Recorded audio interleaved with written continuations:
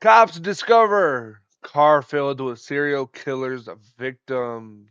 Oh shit, bro. It's about to be a heavy one. Let's get into it, man. This video was brought to you by SimpliSafe. There's no safe at an airport Alright. parking lot to investigate reports of an Oh abandoned my. truck. Yo, lock Initially, in, get it your seemed popcorn, like whatever. just another routine call with nothing unusual. But that's when it hit them. Kind of smells. I think it smells like decomp. I can smell something. Ew. Inside the truck lay 4 brutalized and dismembered bodies hidden inside boxes. What officers didn't know at the time is that 11 more bodies lay buried and hidden in remote areas of the state. An active, twisted serial killer was on the loose, and detectives were already months behind. You remember the last time you saw him? Maybe a couple of months ago. We don't care about anything else other than finding Mac, Jennifer, and Justin. Whoever did Damn. that is our focus. I tied everything They together. must already know. They must already know who it is. Maybe like they have like their leads to who that they think that it is. Um, but let's see if they actually did it though. You know what I'm saying? You know what I mean? Like, I know he lost them 3, man. I know he did. Taking these other 11, did you take them all to the same place? If you ever came back out to New Mexico, would you be willing to take us?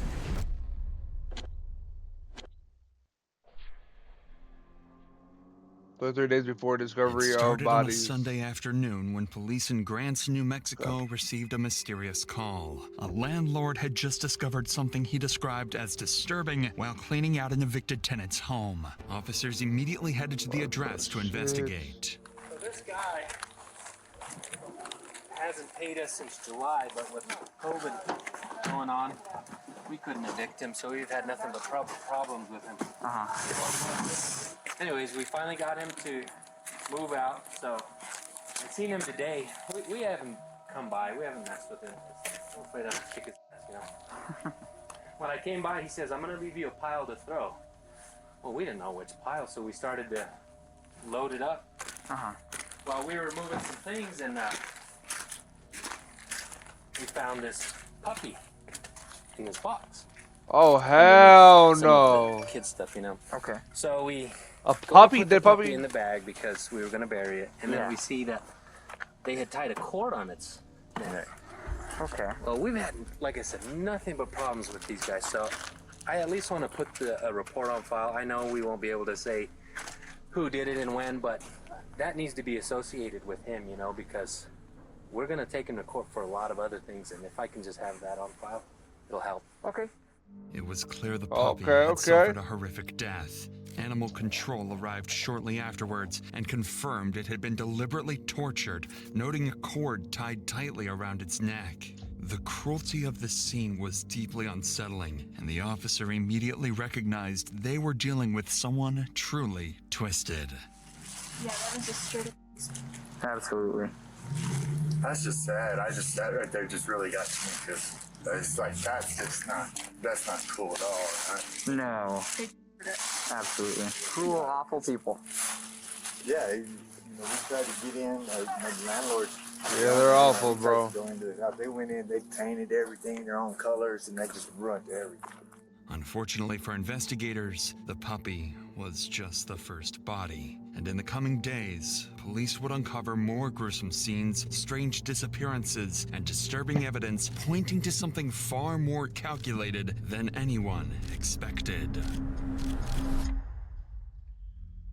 That same day, Detective Robert Turney was assigned a missing persons case involving 19-year-old Matthew Miller. Matthew's grandmother had Oh, so those are not okay.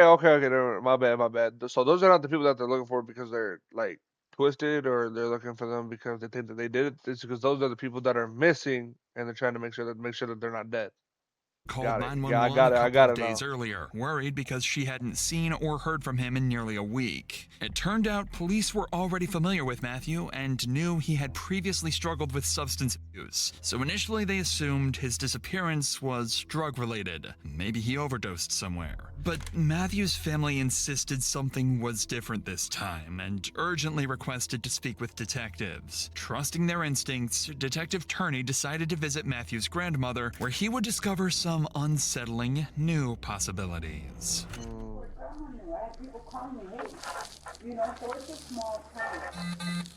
So you guys can help me out by just calling around to hospitals, clinics, rehabilitation places, other county jails, and just see if he's there. So prepare for the worst and hope for the best. Okay, but I will tell you, I had more than enough to arrest Matthew several times, and he's not one of those people that I wanted to arrest. Matthew is not going to pull a gun on anybody, right? To get his drugs. Yeah. No. He's not that kind of person. Yes. That's my main fear. And he probably has a little bit of a complex because he knows he's that kind of person. And so he's going to be real hesitant to reach out and tell you guys the actual truth about this person took advantage of me. Yeah, no, he You know what I'm saying? So just forgive him. All you can do is tell him you love him and you forgive him and go from there. After rehashing some information with Matthew's family, Detective Turney would go on to learn some critical details. Matthew's girlfriend told the family she saw him getting into a vehicle with several other people, including a blonde woman named Jennifer Lannon, someone Matthew had recently been spending time with. He also learned that Matthew often spent time with a close friend named Justin Mata and his girlfriend, Leonie Calzada. All three were known to use drugs together. Acting quickly on these promising new leads, police began searching locations Matthew was known to frequent, and soon enough, they located Matthew's Chevy Colorado truck parked and seemingly abandoned within a few blocks away from Leonie and Justin's residence. What? The truck was dirty, locked, and appeared to have been parked there for several days. Inside, detectives found clothing and personal belongings, as well as several unsettling items including a pair of rubber gloves and a shovel lying in the truck's bed. They also found multiple cell phones that were damaged in the front and back seats. It seemed clear Matthew hadn't intended to leave the truck there, and detectives sensed something wasn't right. Immediately, investigators canvassed the area and found surveillance cameras nearby, one of which captured Matthew's truck arriving at Leonie and Justin's address on January 26th, just 3 days before Matthew was reported missing. With these new alarming discoveries, Detective Turney knew the next logical step was to urgently speak with Matthew's friends, Justin Mata and Leonie Calzada, hoping they could shed some light on the situation. However, when they arrived at the couple's residence, they would quickly realize Matthew wasn't the only one missing. Oh shit. Oh fuck, here we go. No, just you? You sure? Okay, you okay if I come in? Hey, guy. Hey, My name's Robert. he's gone. He's gone. He gone? Yeah. Hey, buddy. Okay. This is Leonie Calzada, the girlfriend of Matthew's close friend, Justin Mata, and someone detectives suspected might know exactly what happened to Matthew. This is very, very important. We're looking for Matthew Miller. He's been missing for over 2 weeks. When was the last time he was here? Maybe a year ago, maybe? A year ago. When I first got this place, yeah. When I first got it, last January. He hasn't been here since then. Like I know it right now. What if I got video of his vehicle? Maybe Justin had him here, man. When I've had him myself. Okay. When was the last time you saw him here? When he was in his, once to bring over, I first got this place. A year ago? You think Justin would have, He would have, yeah, probably. when you weren't here? I wouldn't hear or pay attention, yeah. Because they said all that. Or I just didn't pay attention. What the fuck? How the fuck do you not pay attention to whoever comes in your home, bruh? That's a cap. That is so fucking cap. 17th and came back. And then I went- 17th, that's a long time ago. Yeah, and then I went to talk to the guy in Kingman. He's like, yeah, they left each Bro, other. that is They're so really fucking nice. cap, bruh. They're in Arizona. Do you have any kind of way to contact Justin? You have a phone number? No, he just left him to go. Well, what's his phone number? Email, He took Facebook? He took my phone. My phone. It's not working. Took my phone. Yeah. Took a wife. When's the last time you had any kind of communication with That's Justin? when he said, go by Coke. So I'm go by Coke. And then came back. What I would like to do, all right, is look around your house for any kind of evidence of Matthew Miller or any kind of foul play. I'm not looking for anything other than that. According to Leonie, her boyfriend, Justin, had also mysteriously vanished, and she hadn't seen him since January 17th, nearly 2 weeks before Matthew was even reported missing. But investigators knew something wasn't adding up when Leonie insisted she hadn't seen Matthew in nearly a year. Surveillance footage clearly showed Matthew's truck outside her residence just days before he disappeared. With their suspicion mounting, detectives decided to search Leonie's home, hoping to uncover whether she might be hiding something. Or someone. Did you notice anything strange that happened around here? Did you notice anything different around here? Where, like, like there was any kind of blood? Needles? What about needles or fentanyl pills or anything like that? Yeah, that he was using, I'm not sure though. Not pretty sure, but that's what the lights. Yeah. What's the gas? It was already. Okay, so I can only find one person dead in a trunk per year. That's my max. Despite their best per efforts, year is crazy. Investigators found no signs of foul play or violence. Still, Detective Turney couldn't shake the feeling that something was overlooked, so he returned to speak briefly with Leonie, unaware she'd drop a crucial clue.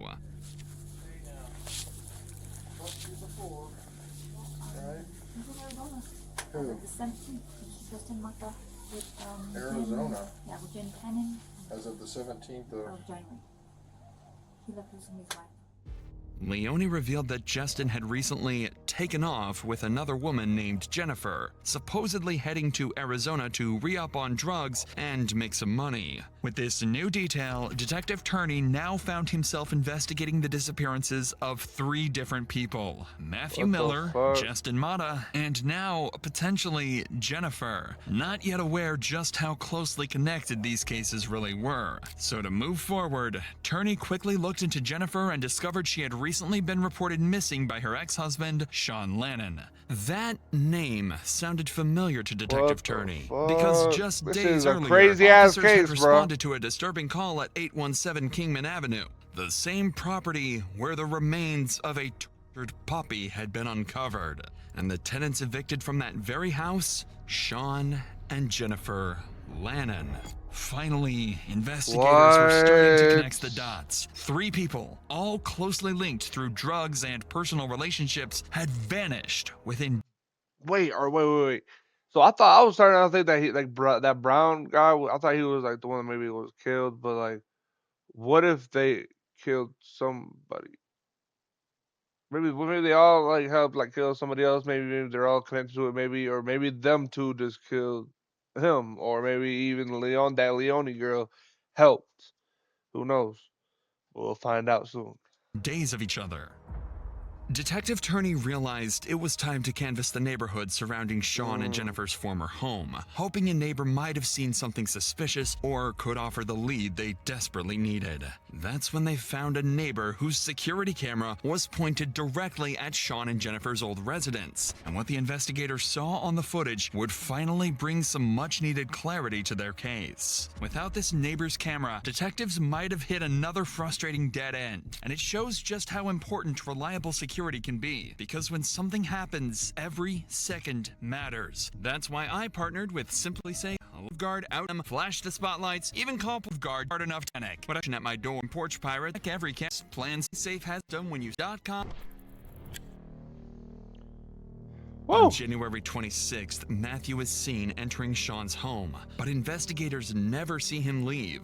Hours later, Sean is spotted on camera driving away in Matthew's truck, and when he returns, he's alone, on foot, and Matthew is nowhere to be seen. 2 days later, on January 28th, the same camera recorded someone loading household items into a red Dodge Dakota parked outside the residence and driving away. This CCTV footage marked a critical turning point for investigators. For the first time, detectives had visual proof of Matthew at Jennifer and Sean's residence. With this significant new lead, the next step was clear. Detective Turney needed to speak directly to Sean. Only his account could clarify what happened that day and potentially reveal crucial details about the missing trio. The next morning, Detective Turney reached out to Sean and agreed to sit down for a formal interview. Whatever Sean said next had the potential to shift the direction of this case completely. So, first things first, let's get her into this missing. Okay? Have you ever seen Matthew Miller? You know who I'm talking about? Was he over at your house? Yeah. It's been for weeks. I'm not very lucky. It's definitely been about weeks. Before the 3rd? Was his truck ever parked at your house? For more than like a day, overnight? I'm not sure. Have you ever driven his truck? You've driven his truck? When was the last time you drove his truck? A couple weeks ago. A couple of weeks ago? So, again, when did you find out that they split and took off to Arizona, ran away together, whatever? It was 7 weeks ago. Came back every week. Come back. Did you have anything to do with Jennifer's disappearance, Matthew's disappearance? I don't think Do so. you think something bad happened to Matthew and Jennifer? I know Jennifer drug and choice used to be there when she came back with more bills than I could imagine. What the fuck? She takes let feds? Man, Fuck. I just got a really, really bad feeling about all this. I do. You don't seem. I've been living in this circle for a minute. Has she ever done this before? Yeah. During the interview, Detective Turney notices something strange. Sean remains unnervingly calm, especially considering his ex-wife and the mother of his 3 young children has just vanished. Turney begins to question whether Sean is simply a bystander caught up in a tragic situation or if he knows more than he's letting on. The next day, Detective Turney would get his answer, as police received an unexpected call from a man named Josh Hall. Josh was an acquaintance of Matthew Miller and claimed he'd recently witnessed something that deeply concerned him, directly related to the strange disappearance. Does he know who killed them? Let's see. Investigators quickly arranged for a meeting Oh with my Josh, gosh, hoping his this account shit. would finally provide the breakthrough they were looking for. Hey man, what's going on with Matthew, man? That's my chick's cousin. Check this out, man. Check this out. That's all me. Check this out, man. Yesterday, alright, was at Kelly's. Right, Sean told me to go talk to you. And I guess he had to go talk to you or something. Talk to the cops. He goes in Kelly's in the garage, stashes the bag in the ceiling. Gun, jacked his wife's IDs, some clothes, some other shit. Everything, just stashes it there. Says he had to go talk to the cops. I was there. I was there. Sean killed all 3 of them motherfuckers, man. I'm telling you, he murked all 3 of them people, man. He's putting it off on Martha that they ran off and everything. Why in the yes? I don't know, man. Kelly's like my sister. I know all the shit, you know. Killed all 3. I know he did, man. I know he did. He did, man. I'm telling you. Come on, they find the truck right by his house. You know what I'm saying? And was throwing a trip over his, you know what I mean? Like, Martha was his chick. Martha was there. How does he by himself get rid of the bodies? He's a smart man. His kid? Look how long they've been missing for. He just barely reported his wife missing. His wife's been missing since like the 23rd. Since last month, you know what I mean? She's been missing the same time Matt's been missing. And after he left and everything, to go talk to you, Kelly went in there and opened that and everything. Strap, her IDs, some other personal stuff of hers, some clothes, and What did she do with it? she wigged out. I had her with me the whole time. She was stripping. Oh. And then Danny Limos took off with it. He was there too. Danny Limos took the gun. Took the shot. What vehicle was Danny walking. walking? Yeah, he was walking. I'm telling you, man, like he stripped me out yesterday. That's how I tied everything together yesterday when he did that. You know what I mean? Like, I know he offed them 3, man. I know he did. Josh claims that Sean arrived at the residence of a woman named Kelly DeSoto, carrying a bag he carefully hid in the ceiling of her home before leaving to speak with detectives at the police station. After Sean left, Kelly discovered the hidden bag, removed a gun from inside, and handed it off to a man named Danny Lemos, locally known as Dog, who quickly took the weapon and left on foot. When Sean returned and realized the bag was missing, he became visibly agitated, smashing his phone on the ground before storming out. These troubling claims raised immediate suspicion around everyone involved, including two new persons of interest, Kelly DeSoto and Daniel Lemos, both closely associated with Sean and Jennifer based on Josh's statement. Danny Lemos was nowhere to be found at the time, so Detective Turney knew he urgently needed to verify Josh's account by speaking directly with Kelly, and more importantly, find out if she was hiding anything that could help connect the dots in this increasingly tangled case.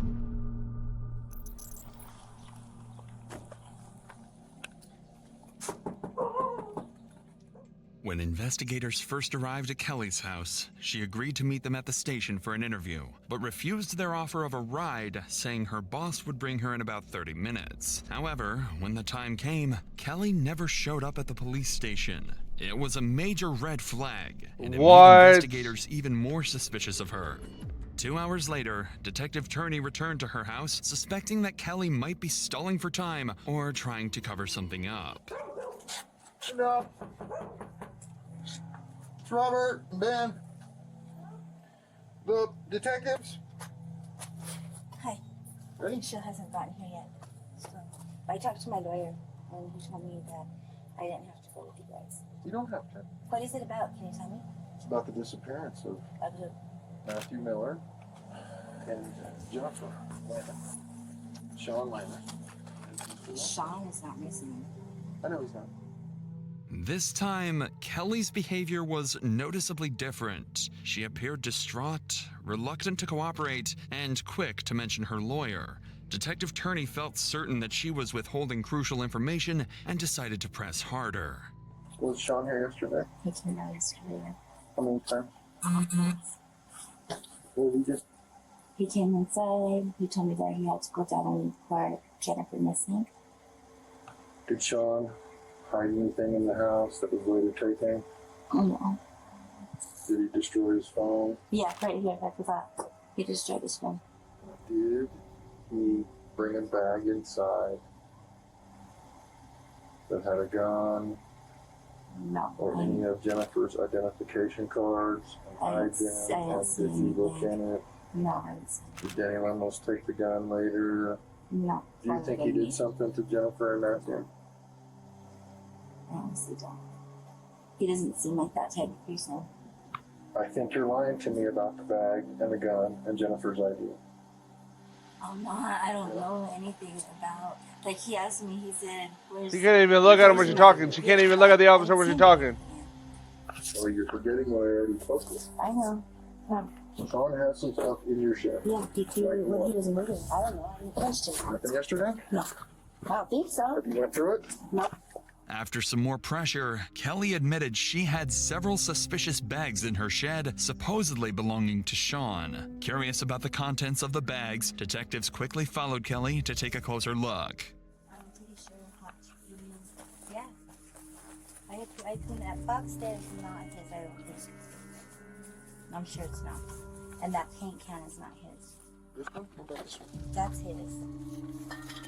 That's his. Oh boy. On Jackson? Elaine? She let us search that thing from head to toe. And outside too. Despite their best efforts, detectives found no clear signs of blood or evidence linking back to the missing people. It was a frustrating dead end, and the chances of finding them seemed increasingly slim. At this stage, investigators had narrowed down their focus to several individuals close to the missing trio, each with conflicting stories and questionable behavior that kept detectives on edge. But without hard evidence, options were increasingly running out. Desperate for a breakthrough, Detective Turney secured a search warrant for Sean and Jennifer's former home at 817 Kingman Avenue. Unsure exactly what or who they might encounter, officers cautiously approached the property, prepared for any potential threat.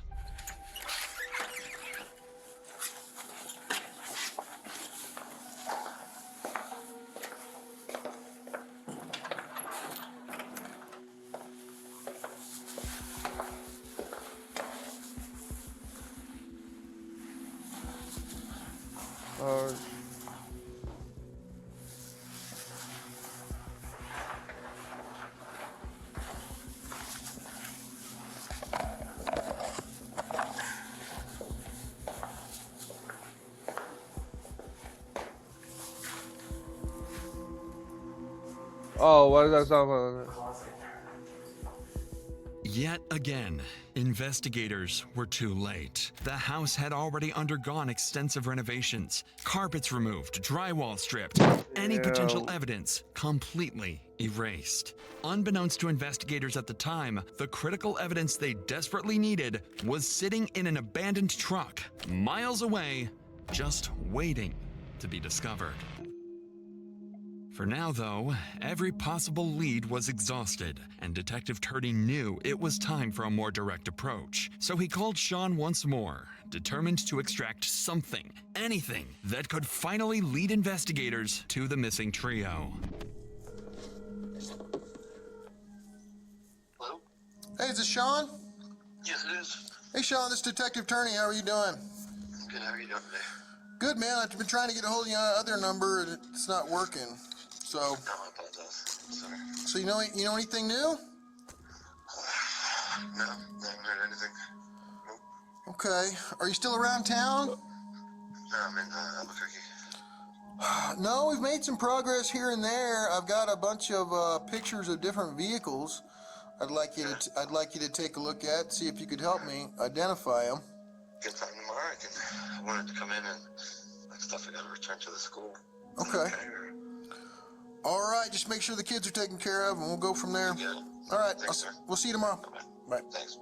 Sean sounded cooperative and willing to help, promising Detective Turney he would come in for questioning. Yet, Sean never showed up. The next day, Turney even offered to personally pick Sean up and bring him to the station. But once again, Sean failed to appear. At this point, Turney felt certain Sean was deliberately stalling and knew they couldn't afford to waste any more time. He's done playing cat and mouse. With the CCTV footage and witness statements pointing directly at Sean and Danny as crucial figures, Detective Turney knew he needed to bring them in for questioning. So investigators dug deeper into both men's backgrounds, and that's when they hit the jackpot. Sean had an outstanding warrant for missing a court appearance related to a 2020 assault and battery charge. It was the break they needed. On February 25th, officers located Sean in Albuquerque and arrested him without incident, transporting him directly to the Grants Police Department for questioning. Jesus. Detective Turney's goals for the interview were simple: determine exactly what Sean knew about the missing trio and find out where Danny Lemos had vanished after taking the alleged gun. Let's go back to Matthew's truck. Okay, so it starts to back in there, and you're the last one who drove it, right? So let's go backward from when you parked it. Where did you go with it that day? Do you remember specifically? The only places I ever traveled was one time to McDonald's. I thought that was the last day where you ever used it. And I got Smith's, we got water, food, Walmart, that's it. Is there a tracker on the truck? My phone was always on, like, pulling the line on it. I'm not going in the mountains. I have children. I don't have any bodies. Like, I was a medic in the Army. Like, I have 3 kids. I don't think you're capable of doing something like this. I think you're very capable of defending yourself, though. An accident happens. If it was nice, I would be like, that's self-defense, because self-defense is peaceful, but literally, no. The biggest fear in my house, why the pistol stayed in the house, was had a dog. Like, Yeah. that guy scares me. I'm not gonna lie about it. Yeah. So, Who told you to park it there? Justin? Justin was there at the house, talking with, like, they're all chewing on the soup. Who's all there? Jennifer, Justin, and Matthew. Damn. He gets a boatload of pills from him. And they're like, we're going to go score. I mean, they had no money, nothing. So you take the truck and the kids. No, they leave the truck.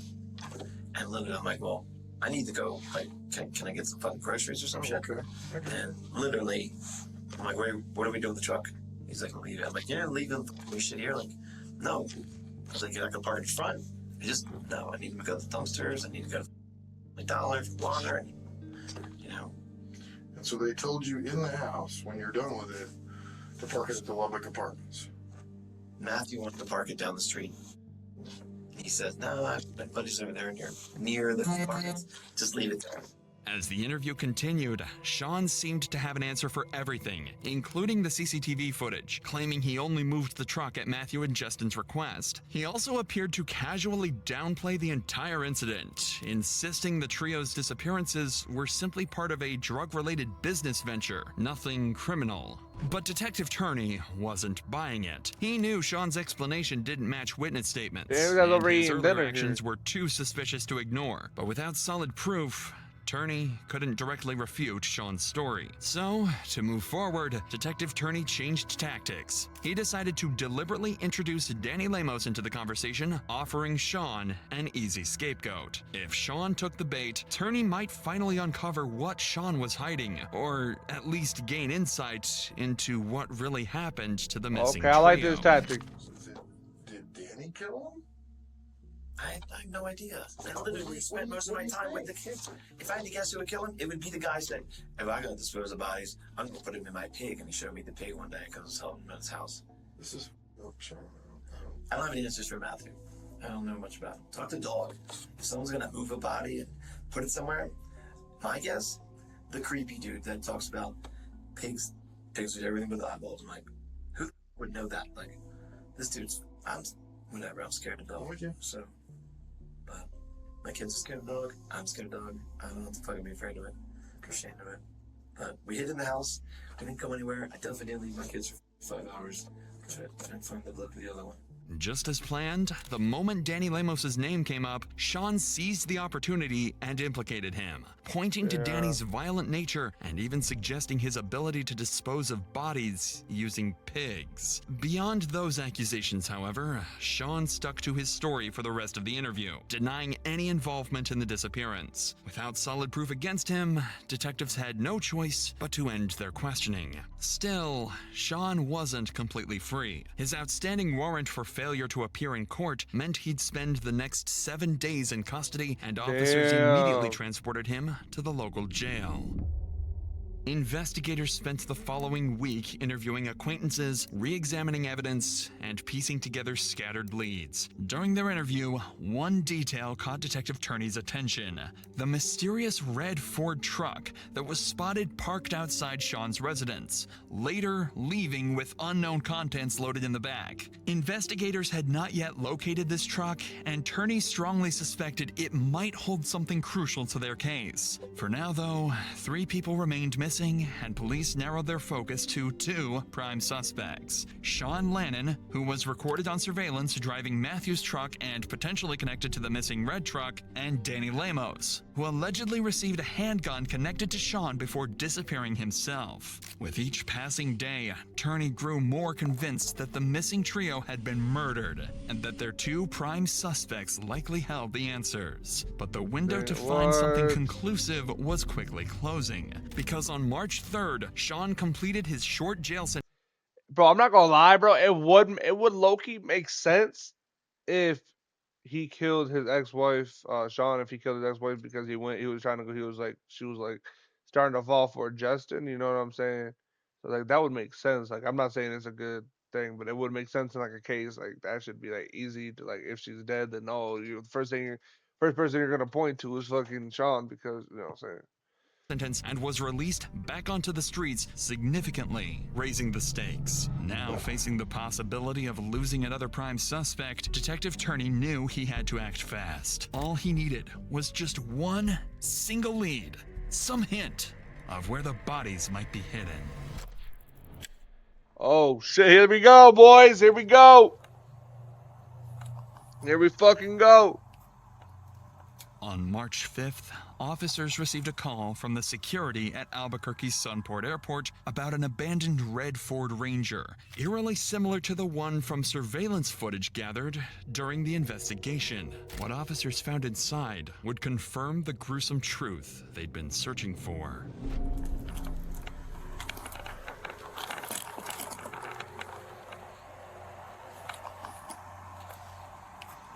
Kind of smells. Kind of smells, but I mean, not to like decomposing or anything. You know what I mean?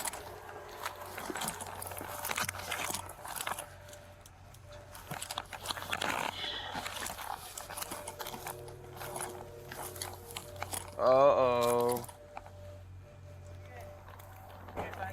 tracker, huh? Yeah.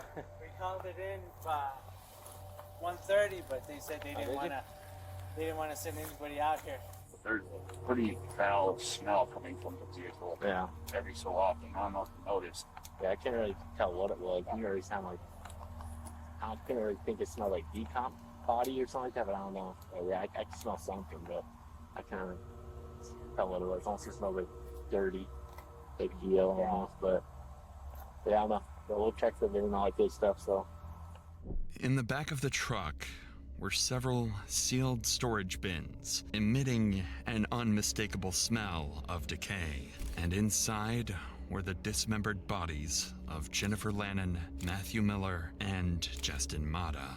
Jennifer had been shot at close range in the head. Justin had also suffered a gunshot wound to the head, along with severe blunt force injuries. And Matthew's body showed clear signs of massive head trauma, evidence he'd also been beaten to death.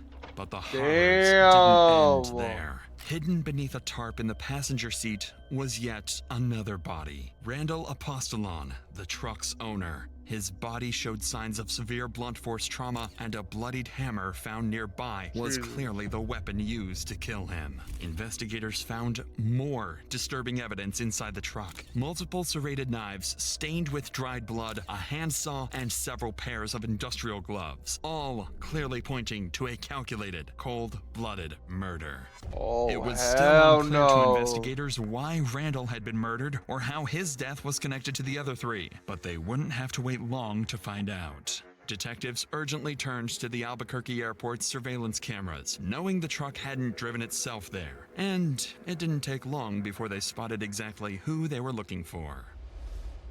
On March 3rd, 2021, just 2 days before the gruesome discovery, the airport's cameras captured Sean Lannon driving the truck into the airport parking lot, exiting the vehicle, and leaving behind the bodies of his 4 victims. Finally, detectives found their killer. It was time to track Sean down and bring him in.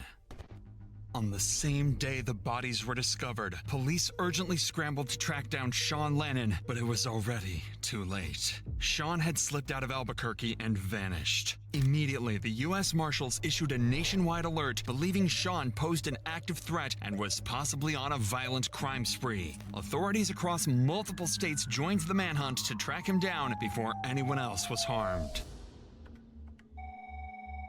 Then, on March 9th, Detective Turney received a disturbing call. U.S. Marshals informed him that Sean Lannon was now wanted in connection to another murder, this one committed just a day earlier in New Jersey. Authorities had linked Sean to the murder of Michael Debkowski through witness statements and surveillance footage that placed him directly at the scene.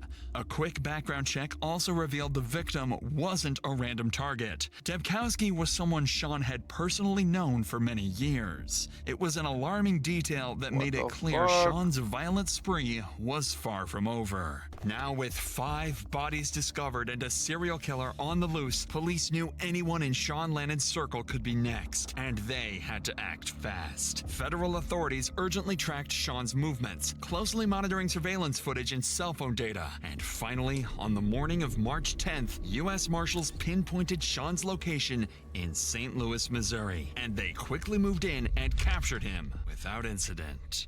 Sean Lannon was immediately extradited back to New Jersey, finally putting an end to his killing spree. By now, the evidence against Sean Lannon was overwhelming. Investigators had more than enough to charge him, but there were still critical questions that only Sean could answer. They still needed to understand exactly why he committed these horrific murders and determine whether he acted alone or if others helped him carry out and conceal evidence. When Detective Turney sat down face to face with Sean, he expected more lies and deception, but surprisingly, Sean didn't resist or deny anything. Instead, he resigned to his fate, openly admitting he was tired of running and knew his capture was inevitable. In his own words, he simply wanted it to be over. Dill, what's up, man? With nothing left to hide, Sean would give detectives exactly what they hoped for. A chilling, detailed account of the murders and the twisted reasons behind each one. Jen was already out with her. Wasn't enough to take her life. So she wanted me to make sure she went too, for sure. Because I realized she was breathing. She wasn't gonna OD. I went in the other room, psyched myself up, repeating that an emotionally charged statement of, "You killed the Garrison baby." So I had nothing maneuver to do it. I put the pistol on her head, and I pulled the trigger. Threw it level. A couple seconds later, I was positioned on the bed too. I put the pistol in my mouth. Put the handle up. Just slipped past my teeth. My son cried out. I was like, what the f*** do I do now? Full of sugar, kids gonna see both of our hands went off. And rolled up so the rounds out of the gun, put it in the dresser. Bro. Closed the bedroom door, got the kids normal. Set them up to be in the other room. We didn't have a vehicle. Made out with a vehicle? Is that what the fuck you just said? So I pretty much slid her into a storage bed. A long one. The sheets that were around her, the bedding was in the bag, in the box too. A day later, I tried to dismember her to put her in containers. It didn't work. It was awful and traumatic. Just thinking about it. It still haunts me. I knew I was living on borrowed time at that point, so I needed to get my kids somewhere safe for the coat. So I continued with packing everything up. All the while still mating just a month. He's responsible for the drugging and doing that to my kids. It took like a week. I came to the house. So Oh yeah, buddy, he's cooked. Connected to the garage. He is cooked. That's where I killed him. Just before I killed him, he offered up a trade. His phone had pictures of Shawn Michael standing there naked in my living room. I don't know what his name was, the William or Matthew Miller, whatever that his name is. With his on my son's shoulders. I was like, who sent you this picture? He's like, I don't know it's real. He's like, I took the picture. What, bro? This shit. He took that picture. This shit is crazy, yo. In the picture. So, I said, there it is. You know, he was right over the van where Jim was hiding. He wanted to know if he could do a shot at him for it, to his life. So I said, well, if you find any in the vent. So he was looking down in the vent. He didn't see it coming. And I shot him in the back of the head. It wasn't something I was proud of. He's a pretty tall dude.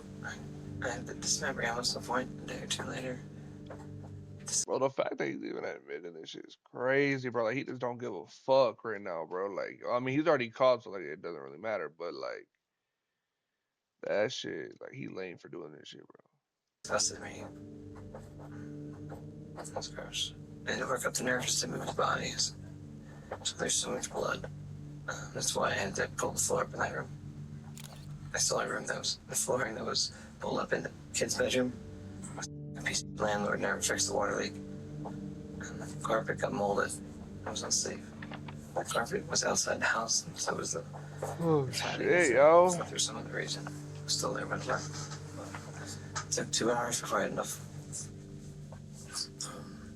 The ability to even go near Justin. When you got Justin over there, was this shortly after? Like how long between the time that you shoot Jennifer, did you shoot Justin? It was at least a week. It took a while. Did you get him to come over? I was baiting as if I was Jennifer on the phone. Yeah. So you thought you was to meet Jennifer? Yeah. I also had pictures of Daniel Lemos and my son. Never got my hands on Daniel Lemos. I fully intended. So I was heading back to New Mexico for work. Like yesterday. Yeah, we're 10 guys. If I did, it'd be in the box. So then I had the 3 of them. Probably Damn. that kid comes over, William or Matthew, or whatever his name is. Comes over with Felicity, his girlfriend. She looked like she was like 12 years old. And I should her name on the don't too. So he's like, they're looking for money for anything. I'm like, I give you a food card. They just take like $40. I was like, all I need is later in the week, give me a ride to get some water. And I'm less here no water. So one of those times he came back, he didn't have Felicity. And that's when I shot him in the back of the head. I had one of his vehicles in Albuquerque. At some point he brought me the box that put him in the back. I couldn't fill up with enough money to get the vehicle, so he was going to take the truck back, so I found somewhere else for the boxes of A's storage containers. Bro don't give a fuck, I was bro. for Like, $150. He wanted another $300 once we got to his place. Randy wanted another $300 to hold the boxes. So I didn't have $300. So he's like, well, I'm gonna drop you back off. So we left, came back to the Pearl. The box was still in the back. Pulled in right there. We got in a fight. I killed him in the front seat. He was in the driver's seat. Throughout his confession, Sean remained eerily composed, showing almost no emotions. Even more chilling is the fact that just hours after dismembering the bodies and brutally killing Randall, Sean was picked up by police on an unrelated warrant and sat across from Detective Turney, coldly denying any involvement, while a truck full of bodies was parked just a few blocks away. So Tuesday I took I grabbed the truck. And I didn't know what to do with it. I don't know anybody. What do you do with the bodies? So I knew at some point it was going to get caught. I just wanted my kids back home. I took them to the airport the day before. And I positioned them. Just everything was the same. Secured the vehicle. That's not obvious. And then I took I believe it was an Uber. Took it home. Right to the Pearl. what? Next day we flew out. I'm waiting on time. Again. At some point they'd find the bodies at the airport in the box. And last thing on my list was the man that was me as a child, my big brother. Big brother's big sisters or whatever. They got pictures too. Wanted the pictures back. He didn't want to give me the pictures, so I started beating him. Then he gave me the pictures. It took his life. So I'm proud of that. I'm proud of any of it. I did fine time I'll make it back to finish Daniel Amos. The last victim in Sean's Damn, killing spree was bro. his former mentor, Michael He was dead ass trying to end everybody's life, bro. No cap. Debkowski, a man Sean accused of abusing him during childhood and believed still had photographs of that abuse. When Debkowski refused to hand over those photographs, Sean killed him without hesitation. But just as detectives thought they heard everything from Sean, he would make one final, shocking statement. There were even more bodies waiting to be found. What? And so the other 11, you said started about 2.5 years ago, 3 years ago? And you disarmed them from guns, and you said knives? Knives, whatever. At some point, I had like almost like a pickaxe, but it was more of a pick. It swung like a pickaxe. Was like if you had to think back, like how many out of the 11 were shot and how many were stabbed? Like if you can elaborate on any of that. 2 were shot. 2. And then how many were stabbed? Where's the rest of them? The rest of them. He's been killing people for 2 years, bro.